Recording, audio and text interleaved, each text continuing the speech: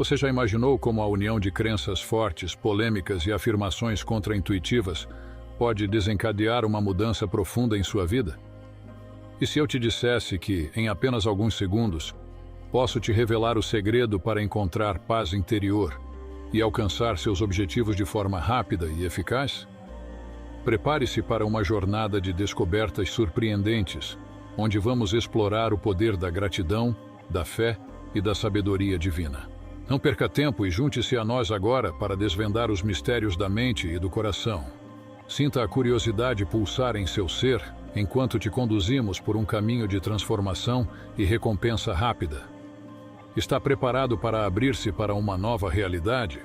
Então, venha conosco e descubra como a simples prática da oração pode mudar sua vida para sempre.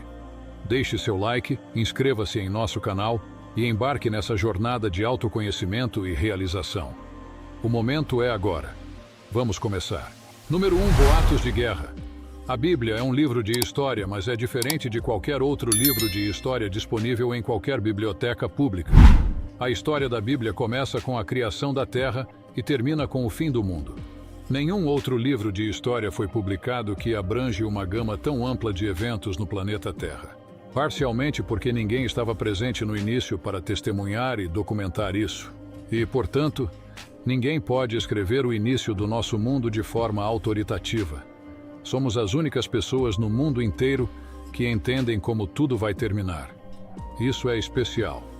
Deus não compartilhou o que vai acontecer em seguida com seus amigos apenas porque eles queriam saber. Ele fez isso para que pudessem se preparar para o que está por vir. Para que eles não ficassem chocados quando isso acontecesse e não fossem enganados. Devemos nos alegrar pelo fato de que Jesus foi tão transparente em nos revelar o que nos espera à frente. As pessoas muitas vezes se perguntam: estamos nos últimos dias? A Bíblia esclarece esses tempos finais para nós, e já estamos imersos neles há 2000 anos. Esses dias tiveram início em Pentecostes, um marco em que uma profecia crucial se cumpriu. Todo seguidor de Jesus deve manter-se constantemente preparado para sua volta. A Bíblia é uma obra singular que oferece vislumbres significativos do futuro. Dentre suas muitas páginas, aproximadamente um quarto delas são dedicadas a prognósticos que abarcam desde o começo até o fim. Ela é como um guia que nos antecipa o porvir, ainda que algumas partes revelem mais sobre o futuro do que outras. Das 735 vezes em que a Bíblia fez previsões sobre o futuro, em 596 ocasiões, os acontecimentos se desenrolaram exatamente conforme ela predissera. Isso implica que 81% das previsões da Bíblia já se concretizaram, mesmo que muitas delas tenham sido feitas há muito tempo atrás. A Bíblia sempre acertou em suas previsões. Todas aquelas que deveriam ter se concretizado até agora ocorreram. A maior parte das previsões pendentes diz respeito ao retorno de Jesus e ao que se segue. Então, quantas previsões estamos aguardando antes da volta de Jesus?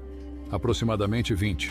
Estamos atentos para que elas se cumpram antes de esperarmos ver Jesus pessoalmente. Jesus nos instruiu a permanecer vigilantes e orar. Pelo que devemos estar vigilantes? Bem, não devemos simplesmente ficar parados olhando para o céu, esperando Jesus aparecer. Entendi. Ele estava nos orientando a permanecer vigilantes quanto ao que está ocorrendo ao nosso redor e a observar os sinais que ele nos deu para nos prepararmos. Esses sinais são indicadores.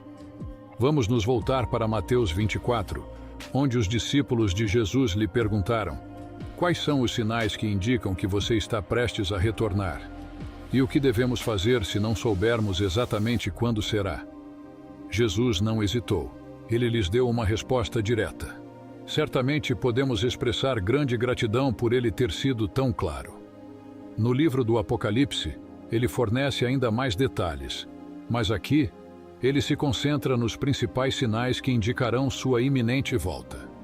Os discípulos se aproximaram de Jesus em particular enquanto ele estava sentado no Monte das Oliveiras. Em Mateus 24, 3-8, lemos: enquanto Jesus estava sentado no Monte das Oliveiras, os discípulos se aproximaram dele em particular.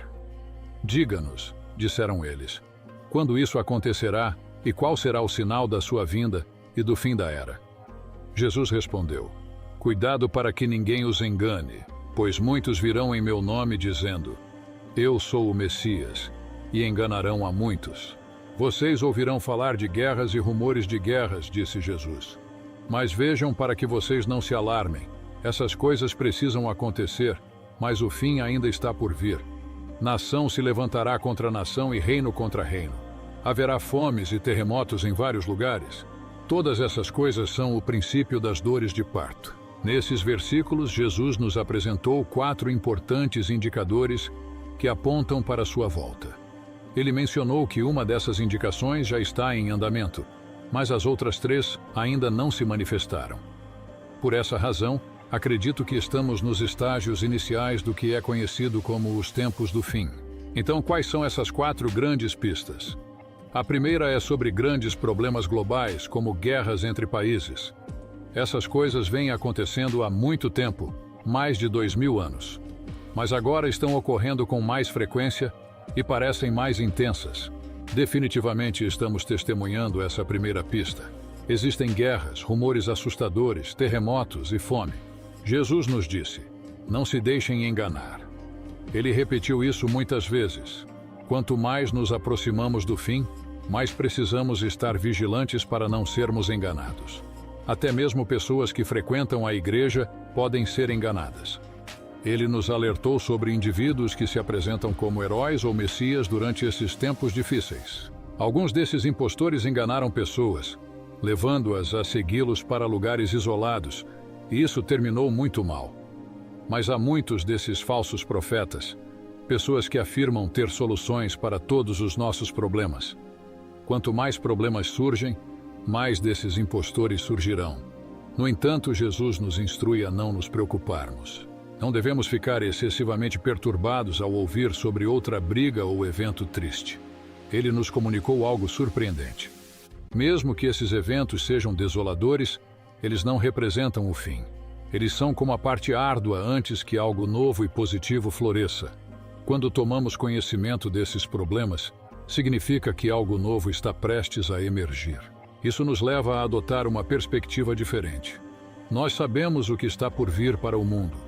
Não devemos ficar excessivamente abatidos ou assustados, ao contrário do que outras pessoas poderiam sentir. Os desafios enfrentados pelo mundo são como os momentos difíceis que precedem algo novo e positivo. Portanto, somos distintos. Embora sintamos compaixão por aqueles que estão enfrentando dificuldades e busquemos ajudá-los, no íntimo, não estamos tomados pelo medo. Estamos cheios de esperança. Estamos ansiosos pelo surgimento de algo novo e positivo a partir desses desafios. Então, não nos desencorajamos ou nos alarmamos com todos os problemas. Em resumo, Jesus nos instruiria a não entrar em pânico, a não nos preocuparmos excessivamente, mas até mesmo a nos alegrarmos. No entanto, o apóstolo Pedro nos orienta sobre como devemos nos comportar enquanto aguardamos os tempos finais. Em 2 Pedro 3, 11, 12, ele diz: Visto que tudo ao nosso redor será destruído assim, que vidas santas e piedosas vocês devem viver, aguardando e apressando a vinda do dia de Deus. Naquele dia ele vai incendiar os céus, e os elementos se derreterão nas chamas. Sabemos que então veremos a nova criação onde habita a justiça. Versículo 13. Portanto, viver na expectativa do retorno de Cristo exige que levemos uma vida de santidade e prontidão constante. O espírito anticristo já está presente. Agora gostaria de discutir uma das principais manifestações do reino de Satanás. Essa oposição se manifesta no que chamo de espírito do anticristo. Isso, como veremos, é distinto da única pessoa chamada o anticristo, que por sua vez é diferente dos muitos anticristos que surgiram ao longo da história. Esse espírito e essas pessoas são explicados nos ensinamentos de João. Filhinhos, a última hora está chegando. Vocês ouviram que o anticristo está vindo e já apareceram muitos anticristos assim. Dessa forma, sabemos que a última hora chegou. Essas pessoas saíram de nossas igrejas, mas nunca realmente pertenceram a nós. Senão, teriam permanecido conosco. Quando partiram, provou-se que não pertenciam a nós. Mas vocês não são assim, pois o Santo lhes deu o seu Espírito, e todos vocês conhecem a verdade. Por isso estou escrevendo a vocês não porque não conhecem a verdade, mas porque conhecem a diferença entre a verdade e a mentira. E quem é mentiroso? Qualquer um que diga que Jesus não é o Cristo. Qualquer um que negue o Pai e o Filho é um anticristo. Qualquer um que negue o Filho também não tem o Pai. Mas qualquer um que reconheça o Filho também tem o Pai. 1 João 2:18, 23. Permitam-me esclarecer o verdadeiro significado do termo anticristo. A palavra Cristo vem da palavra grega Christos, que corresponde exatamente à palavra hebraica Mashiach, da qual obtemos Messias. Então, quando dizemos anticristo, isso significa anti-Messias. Com isso, João se referiu a um indivíduo que capturou a imaginação de muitas pessoas, algumas que nem mesmo conhecem a Bíblia. No entanto, muitos não têm conhecimento sobre esse indivíduo conhecido como o anticristo. Enquanto Jesus era conhecido por sua beleza e carisma, a personalidade e o caráter do anticristo serão desagradáveis e enganosos. Enquanto Jesus sempre falou a verdade, o anticristo só proferirá falsidades. Ele parecerá maravilhoso, encantador e bem-sucedido. Será visto como o vencedor supremo e se apresentará como um anjo de luz. Nesse sentido, o anticristo será um Messias satânico em vez do verdadeiro Messias, Jesus Cristo. No livro de 1 João 2,18, o autor mencionou tanto o anticristo quanto muitos anticristos. De acordo com o texto, há um espírito associado ao anticristo, e esse espírito eventualmente levará ao surgimento do anticristo, que liderará a humanidade em uma rebelião contra Deus durante os tempos finais. Em outras palavras, embora o mundo ainda aguarde ver a revelação final do anticristo, existem pequenas prévias desse homem e de sua missão futura. Esses são os anticristos com um A minúsculo. Embora comumente chamemos esse futuro líder mundial de anticristo, a Bíblia lhe dá muitos nomes ou títulos. Ele é conhecido como o homem da iniquidade, o filho da perdição, segundo a Tessalonicenses 2:3. Não se deixem enganar pelo que dizem, pois aquele dia não virá até que haja uma grande rebelião contra Deus e o homem da iniquidade seja revelado, aquele que traz destruição. Mais adiante no ensinamento de João lemos: Por isso vocês conhecem o Espírito de Deus. Todo espírito que confessa que Jesus Cristo veio em carne é de Deus. E todo espírito que não confessa Jesus não é de Deus. Este é o espírito do anticristo que vocês ouviram que está vindo, e agora já está no mundo. Ao longo da história da humanidade, muitos anticristos têm aparecido e se manifestado. Há o anticristo, uma pessoa em particular. De acordo com as Escrituras, no fim desta era, um poderoso governante conhecido como o anticristo reinará sobre a humanidade por um breve período. Isso representa a manifestação final do mal, mais intenso, e nos encontraremos lutando contra ele com mais frequência. O Espírito age através de todo o anticristo. Marcas identificadoras do Espírito. João nos deu sinais distintivos do Espírito do anticristo. Estes são de grande importância. A marca do Espírito é negar que Jesus é o Messias. Como vemos em 1 João 2:22, quem é o mentiroso senão aquele que nega que Jesus é o Cristo? E então João continua: Esse é o anticristo, aquele que nega o Pai e o Filho. Lembrem-se disso, o espírito do anticristo não nega a existência de Deus. Na verdade, o anticristo afirmará ser o representante de Deus, o divino. O espírito que nega que o Messias tenha vindo. Provavelmente acredita no Messias que virá, mas nega que o Messias já tenha vindo. A pessoa conhecida como anticristo. Então vemos 3 nomes para o mesmo ser: o anticristo, o homem da iniquidade e o filho da perdição. E nos é dado outro nome importante em Apocalipse 13. Isso faz parte da visão que João teve. Então eu vi uma besta subindo do mar. Tinha 7 cabeças e 10 chifres, com 10 coroas em seus chifres.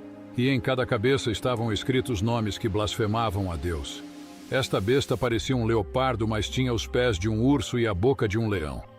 E o dragão deu à besta seu próprio poder e trono e grande autoridade. Vi que uma das cabeças da besta parecia ferida além da recuperação, mas a ferida fatal foi curada. O mundo inteiro maravilhou-se com este milagre e deu sua lealdade à besta. Adoraram o dragão por dar à besta tanto poder e também adoraram a besta. Quem é tão grande quanto a besta? Eles exclamaram. Quem é capaz de lutar contra ele? Apocalipse 13, 1-4. Aqui vemos o quarto título, a besta. Uma pessoa que vai surgir a quem Satanás, o dragão, vai impartir seu poder. A visão de João de uma besta subindo do mar. Em Apocalipse 12, a visão de João tinha principalmente o céu em vista. Agora a cena de sua visão mudou-se para a terra, e em sua visão ele estava em pé na areia do mar. João se refere a esta criatura como uma besta, não um dragão como descrito em Apocalipse 12:3. Esta criatura simboliza alguém distinto de Satanás, representado pelo dragão, Apocalipse 12:9. Embora esta besta seja distinta do dragão de Apocalipse 12, ainda está intimamente identificada com ele. Ele não é o dragão, mas é semelhante a ele porque o dragão também tinha 7 cabeças e 10 chifres. Porque Satanás dará seu poder a essa pessoa? Porque isso permitirá que essa pessoa ganhe domínio sobre toda a raça humana e convença toda a humanidade a fazer a coisa que Satanás mais deseja: adorá-lo. Seu objetivo tem sido um projeto de longo prazo, no qual ele trabalhou pacientemente por muitos séculos. Uma imagem é erguida da besta, e todo o mundo é ordenado a adorá-la. Ao longo da história, os homens frequentemente se curvaram diante da imagem de um governante político. O anticristo também é chamado de filho da perdição, segundo Tessalonicenses 2:3, assim como Judas foi chamado, João 17:12. Durante meu tempo aqui, eu os protegi pelo poder do nome que você me deu. Eu os guardei para que ninguém se perdesse, exceto aquele destinado à destruição, como as Escrituras previram. Este líder mundial é capacitado e apoiado por Satanás. Através deste homem, Satanás expressará seu desejo e autoridade. Nisso, a besta aceita a oferta que Jesus recusou. Mateus 4:8-10. Mateus 4:8-10 diz: Em seguida, o diabo o levou ao topo de um monte muito alto e lhe mostrou todos os reinos do mundo e sua glória. Eu te darei tudo isso, ele disse, se você se ajoelhar e me adorar. Saia daqui, Satanás, Jesus lhe disse. Pois as Escrituras dizem, você deve adorar o Senhor seu Deus e servi-lo apenas. A recuperação da besta aumenta sua fama e autoridade. Todo o mundo se maravilha, então segue a besta. 2 vezes depois, Apocalipse 13:12 e Apocalipse 13:14. Esta recuperação é mencionada em conexão com a adoração e devoção do mundo à besta. Apocalipse 13:12. Ele exerceu toda a autoridade da primeira besta. E ele exigiu que toda a terra e seu povo adore a primeira besta, cujo ferimento fatal tinha sido curado. Nós lemos os termos: ferido, curado. Este é de fato um anticristo que até imita Jesus em sua morte e ressurreição. O mundo acreditará nisso, e isso adicionará tremendamente à sua fama e poder. Então vemos a autoridade e popularidade da besta. O poder da besta vai surpreender o mundo, levando as pessoas a acreditarem que ele é invencível. De acordo com Daniel, o orador que tem habilidades impressionantes não só usará linguagem rebuscada, mas também falará de forma desrespeitosa sobre Deus. O anticristo é descrito como um homem cuja aparência era maior do que a de seus irmãos. Muitas pessoas o considerarão altamente atraente por causa de seu charme, eloquência e aparência marcante. O anticristo progredirá de ser um líder regional para um líder mundial, um tirano global implacável e, finalmente, um Deus. As blasfêmias da besta são mencionadas em Apocalipse 13:5-6. Então foi permitido que a besta falasse grandes blasfêmias contra Deus, e ele recebeu autoridade para fazer o que quisesse por 42 meses. E ele proferiu terríveis palavras de blasfêmia contra Deus, difamando seu nome e sua morada, isto é, aqueles que habitam no céu. Blasfemador pode ser um título mais preciso do que anticristo para este ditador dos tempos finais. Este indivíduo é alguém que fala contra Deus e se opõe a tudo o que Deus representa, incluindo seu nome, sua morada e os habitantes do céu. Alguns imperadores romanos blasfemaram contra Deus dessa maneira, mas eles não cumpriram essas profecias, mesmo que prefigurassem seu cumprimento. E foi-lhe concedido autoridade para agir por 42 meses. De acordo com a profecia bíblica, será permitido à besta agir sem restrições por 42 meses, o que equivale a 2 anos. A besta faz guerra contra os santos. Apocalipse 13:7. E foi-lhe permitido fazer guerra contra o povo santo de Deus e vencê-los. E ele recebeu autoridade para governar sobre toda tribo e povo, e língua e nação. O governo da besta perseguirá e extinguirá todos aqueles que não se curvarem e adorarem a besta. A trindade profana, conforme descrita no Apocalipse 12:13, é uma falsificação maligna da Santíssima Trindade. Enquanto a Santíssima Trindade é composta por Deus, o Pai, Jesus Cristo e o Espírito Santo, a trindade profana consiste em Satanás como o primeiro, o anticristo como o segundo e o falso profeta como o terceiro membro. Satanás, como o primeiro e pai dessa trindade maligna, busca imitar e falsificar o trabalho de Deus para enganar as pessoas e se fazer parecer divino. O anticristo, por sua vez, é retratado como o filho dessa trindade do mal, enquanto o falso profeta desempenha o papel de guiar a adoração e aclamação das pessoas de volta ao anticristo. Enquanto a Santíssima Trindade incorpora infinita verdade, amor e bondade, a trindade profana exibe características opostas de engano, ódio e maldade pura. O mundo será completamente fascinado pelo anticristo após eventos milagrosos e será levado à adoração não apenas do anticristo, mas também de Satanás. O falso profeta, como o último membro dessa trindade maligna, é descrito em Apocalipse 13:11-18, desempenhando um papel crucial na promoção e aceitação do anticristo e sua autoridade. Esse trecho descreve outra besta, que emerge da terra, com características enganosas. Embora tenha a aparência de um cordeiro, sua fala revela sua verdadeira natureza, pois ele fala com a voz de um dragão. Esta segunda besta exerce autoridade em nome da primeira besta e exige a adoração de todos. Para enganar as pessoas, ele realiza milagres impressionantes, incluindo fazer fogo descer do céu à vista de todos. Com esses sinais, ele seduz os habitantes da terra, levando-os a fazer uma estátua da primeira besta, que aparentemente foi ferida de morte e ressuscitou. Essa estátua ganha vida e ordena a adoração obrigatória, sob pena de morte para aqueles que se recusam a adorá-la. Além disso, ele institui um sistema de marcação, onde todos devem receber um sinal na mão direita ou na testa, sem o qual não podem comprar ou vender. Este trecho é um alerta sobre a astúcia e o poder enganador do mal nos tempos finais, destacando a necessidade de discernimento e sabedoria para resistir às suas artimanhas. Aqueles que possuem discernimento devem decifrar a conotação do numeral associado à besta, pois é um símbolo de um indivíduo. Esse número é 666. A segunda criatura emerge da terra, não do mar. Embora sua aparência transmita serenidade e bondade, seus chifres revelam sua futura autoridade. Jesus advertiu explicitamente seus seguidores sobre os enganos dos falsos profetas, que podem parecer inofensivos, mas são extremamente perigosos, conforme registrado em Mateus 7,15. De acordo com o livro do Apocalipse 13:13, o falso profeta é capaz de realizar feitos extraordinários, inclusive invocar fogo dos céus. Ele ergue uma representação do anticristo para adoração, conferindo-lhe vida, e obriga todos a venerarem a imagem, executando aqueles que se recusam. Paulo prediz que o anticristo surgirá com imenso poder, realizando obras enganosas, conforme 2 Tessalonicenses 2:9. Em Apocalipse 13, 14 e 15, é descrito como o falso profeta, por meio de milagres, engana as pessoas do mundo inteiro. Ele ordena a criação de uma estátua em honra à primeira besta, que foi fatalmente ferida e ressuscitou. Esta estátua é então animada e ordena a morte daqueles que se recusam a adorá-la. O falso profeta será responsável por impor uma marca permanente em todas as pessoas, semelhante às marcas de escravos do passado, como um sinal de lealdade ao anticristo e rejeição a Deus.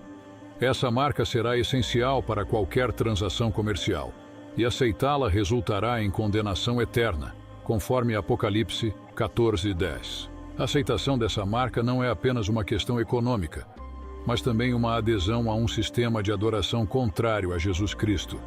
O número associado à besta é revelado como 666 em Apocalipse 13:18. Esta marca na mão direita ou na testa é uma paródia satânica da ação divina, já que Satanás apenas imita os feitos de Deus. Em Apocalipse 7, 3, 4, é mencionado o selamento dos servos de Deus em suas testas, para protegê-los antes que ocorram danos à terra, ao mar e às árvores. Este selamento é descrito como uma marca de proteção. E ouvi o número dos que foram selados: 144 mil selados de todas as tribos dos filhos de Israel. Número 3. Vamos orar. Amado Senhor, neste dia nos aproximamos de Ti com corações ávidos por paz de espírito, sabendo que em Tua presença encontramos alívio para todos os fardos e serenidade para enfrentar as incertezas da vida.